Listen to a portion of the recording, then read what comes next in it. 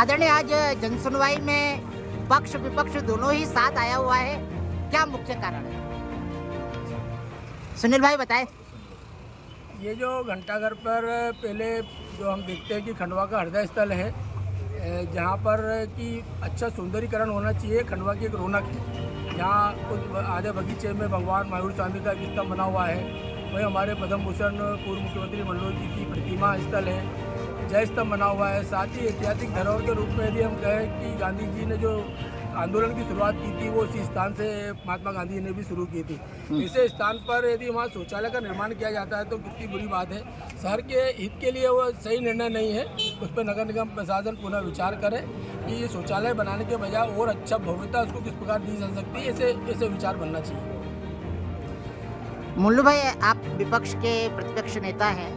वर्तमान में जितनी भी आज के समय में घंटाघर के आसपास में कॉम्प्लेक्स और बड़े बड़े दुकानें बनी हैं, इनमें खुद ही लैट्रिन बाथरूम नहीं है।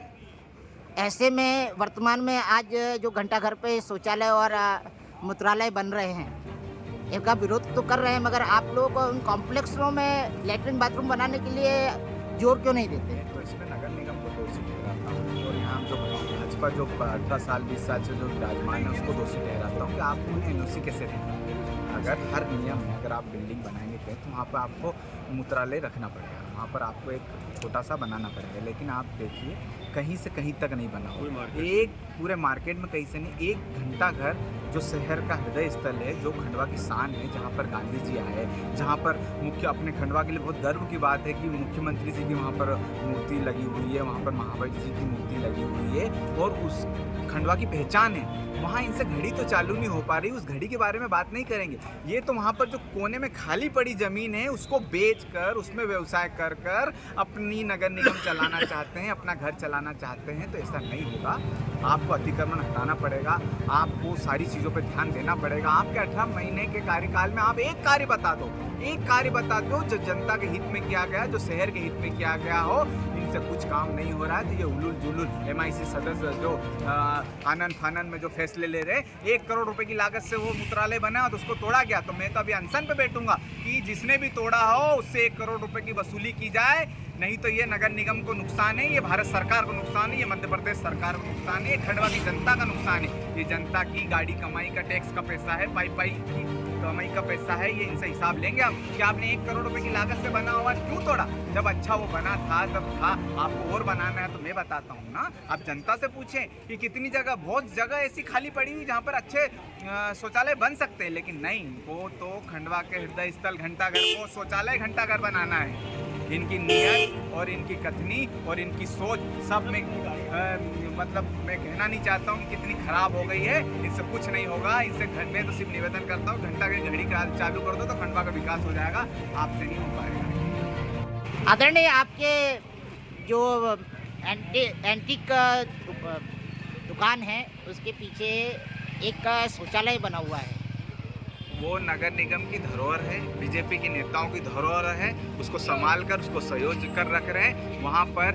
हमारी माँ बहनें और जो भी महिलाएं वहाँ अगर निकलती हैं ना तो आंखें बंद करके निकलती है। बहुत खंडवा के लिए शर्म की बात है और हम इसका कई बार हमने विरोध किया है कि वो एंटीक स्टोर वाला जो मूत्रालय है या तो उसको बंद कर दिया जाए या उसको अच्छा व्यवस्थित बनाया जाए। लेकिन नहीं, इनको तो व्यवसाय करना है। अगर कहीं कोने में जरा सी जमीन मिलेगी वहाँ पर उसको बनाएंगे और किसी प्राइवेट कंपनी को देकर, ठेका देकर पैसे अपनी जेब में रखेंगे। लेकिन एंटीक स्टोर का जो कि 20 से 25 साल पुराना मूत्रालय है उसको ठीक करने में इनकी कोई रुचि नहीं है। आने वाले ज़माने में भी ये सोच नहीं है इनकी, क्योंकि ये तो बेशरम हो गए, ये बेहया हो गए हैं।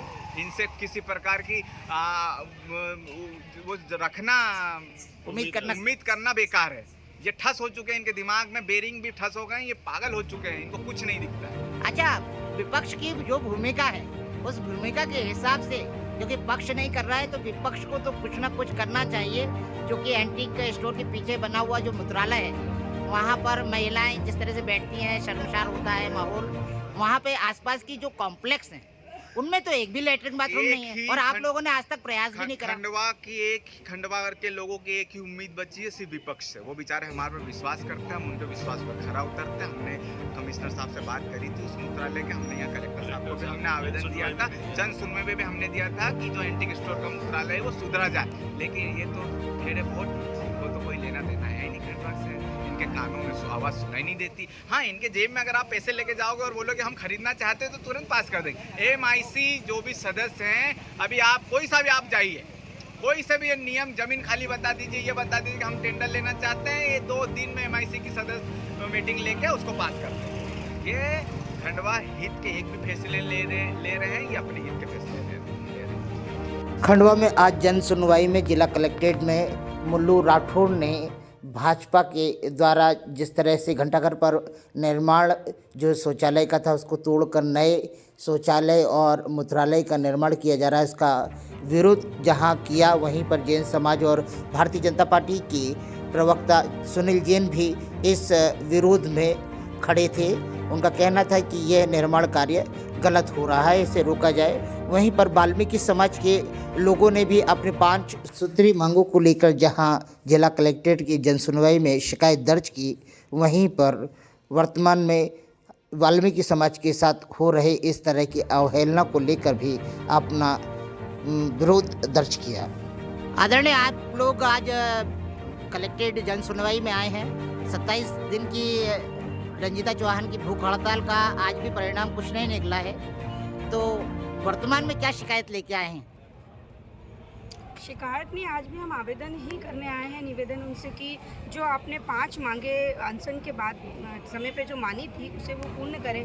CMO साहब का जैसे कहना था कि भाई जो यहाँ पर आदेशित है वो हो सकता है, तो जो रिक्त स्थान खाली है विनियमितीकरण योजना में जो कर्मचारी हैं उन्हें वो स्थायी करें, जैसे 104 पद इन्होंने बताए थे, और 25 दिवसीय कर्मचारियों को इन्होंने पिछले 4 महीने पहले 30 में कर लिया था, जबकि इनके कागज़ वगैरह भी सभी जमा कर रहे हैं, लेकिन उसको आज दिनांक तक के भी वो 30 की तनख्वाह नहीं दे रहे हैं, वही उठाकर वही दे देते हैं। ऐसी 5 और कोरोना सम्मान राशि 3000 रुपये इन्होंने मानी थी, संविदा में लेने के लिए कहा था। ऐसी 5 मांगे इन्होंने अनशन समाप्त होने पर मानी थी, जिसको कि ये आज कल करके कमिश्नर साहब इसको टाल रहे हैं।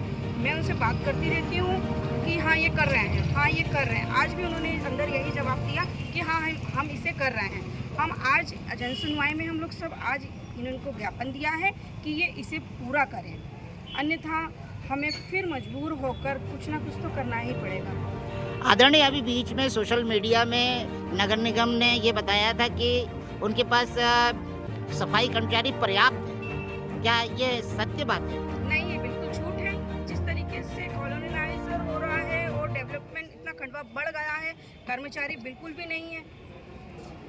वर्तमान में आप मुख्य किन समस्याओं को लेकर आए हैं, क्योंकि आपकी आवाज़ की अभी भी कोई समस्या का निराकरण नहीं निकला है, बल्कि सर्वे 2 बार हो चुका है। हाँ, मकान का मालिकाना हक देने के आदेश तो बहुत पुराने हैं, किसी कारणों से ये दबे हुए थे। अनशन होने के बाद इन्होंने माना था कि मकान का मालिकाना हक हम दे सकते हैं, जिसकी 3 बार ये सर्वे करवा चुके हैं, लेकिन आज तक के भी पता नहीं किन कारणों से ये इसे दे नहीं रहे हैं। 22 तारीख की एक MIC की एक मीटिंग हुई थी कर्मचारियों की और उपायुक्त साहब की हमने मीटिंग करी थी, उसमें उन्होंने कहा था कि ये दे देंगे हम, लेकिन फिर से कुछ लोगों के कहने पे कि इसको सर्वे करो फिर से, और वो उन्होंने भी सर्वे नहीं करवाए और वो अभी तक टल रहा है, जबकि उनके पास में है आदेश, वो दे सकते हैं। आपका शुभ नाम?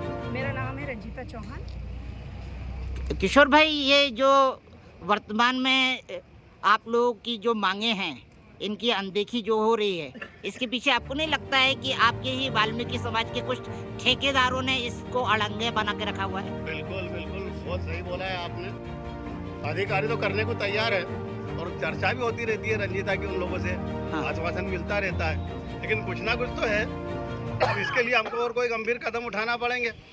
एक बार और नगर निगम प्रशासन को तकलीफ देना पड़ेगी, कर्मचारियों को इकट्ठा करके आगे की रूपरेखा बनाते फिर कैसा क्या करना है।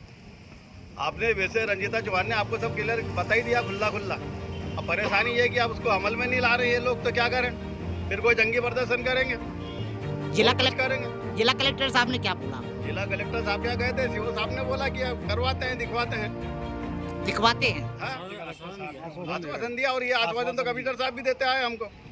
अभी तक दे रहे हो। आश्वासन नहीं दिया 25 उन्होंने। दिवसीय उन्होंने 25 कहा कि इनको 25 बिठाकर करवा लो इसको जो यहाँ हो सकता 25 दिवसीय कर्मचारियों के आदेश होने के बाद में भी उनको 31 दिन का वेतन भुगतान नहीं हो रहा है। ये चौथा महीना लग गया उनको। और क्योंकि हो गया सब अभी- कंप्लीट, कागज फाइलें सब तैयार हो गई, अभी वेतन बीच आईडी में बन रही है। अभी बीच में एक घटना और घटी थी कि कमिश्नर साहब ने रंजीता चौहान जी से चुटकियां लेते हुए बोला था कि जाओ हड़ताल करो, आपकी समस्या का समाधान नहीं होगा। तो क्या आपको लगता है कि एक अधिकारी इस तरह से बोल रहा है और आप लोग केवल हाथ पे हाथ धर के बैठे हुए हैं? ये सिर्फ आपने जो पहले बोला हाँ कि कुछ लोग इसमें कुछ कर रहे हैं इंटरफेयर, हाँ ये उन्हीं का परिणाम है जो वो कमिश्नर साहब ऐसा बोल रहे हैं। जो हमारे बीच में लोग हैं ना, हमारे नेता लोग जो है, जो हमारे ये काम होने नहीं दे रहे हैं, ये उन्हीं का परिणाम है कि जो अधिकारी इस तरीके की बातें कर रहा है। तो अधिकारी इस तरह की बातें थोड़ी कर सकता। अभी जस्ट उन्होंने कहा क्या अभी कि बोला कर 25 देंगे? दिवसीय कर्मचारी के स्वतंत्र ही काम छोड़ सकते हैं। अभी कहा उन्होंने वहीं को पलट ये भी भी आता है चुटकी अधिकारी ले रही एकदम से बोल के। कि मतलब 30 दिन की तनख्वाह नहीं देंगे, वो चाहे तो छोड़ सकते हैं। चलिए, जिला कलेक्टर साहब ने बोला है जरूर कुछ ना कुछ अच्छे परिणाम निकल के आएंगे।